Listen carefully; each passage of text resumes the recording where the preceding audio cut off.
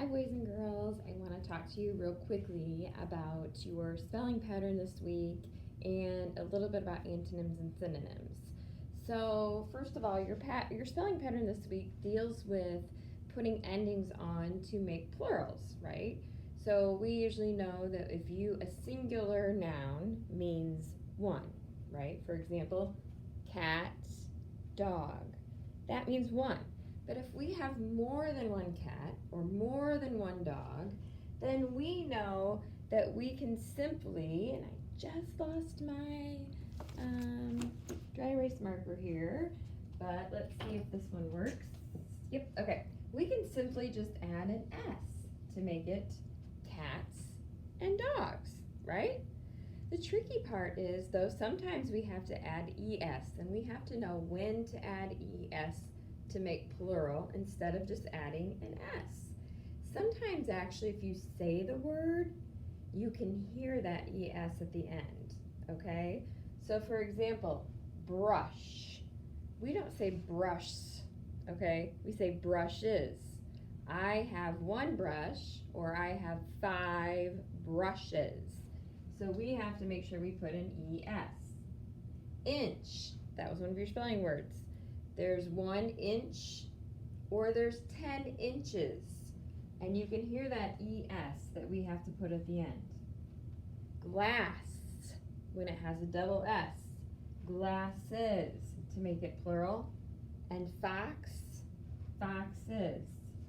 So notice, if a word ends in SH, CH, SS, X, we have to make sure that we add an ES and not just an S. And like I said, most of the time you can hear those words with that ES on the end. It sounds different, right? You can hear the eh at the end. Foxes, glasses.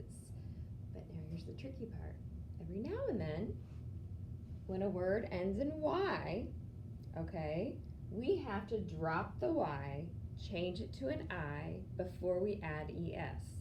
So for example, penny ends in a Y. That's 1 penny, but if you have more than 1 penny and you have 5 pennies, you have to take off the Y, change it to an I, and then add ES.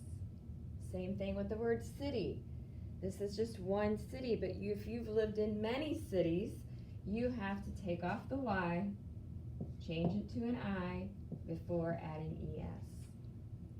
Family, again, 1 family or 10 families.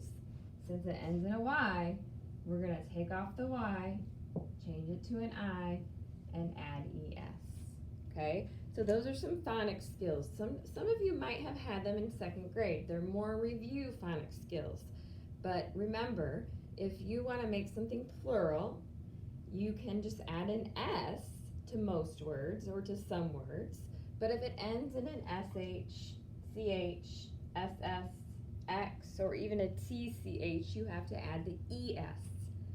When a word ends in Y, you have to change it to an I before adding ES. Those are some simple phonics words to remember, patterns to follow. The other thing we talked about this week were antonyms and synonyms. I remember synonyms by the S in synonyms means the same. So when I get them confused or I can't remember which is which, that's how I remember them. So I think the S for synonyms means same. So synonyms are words that are the same or almost the same. Kind of like, let's see, thin and skinny, right? If they're thin and they're skinny, it's the same, right? Straight or forward. So synonyms are words that are the same. Antonyms are words that are opposite. On, off, hot, cold.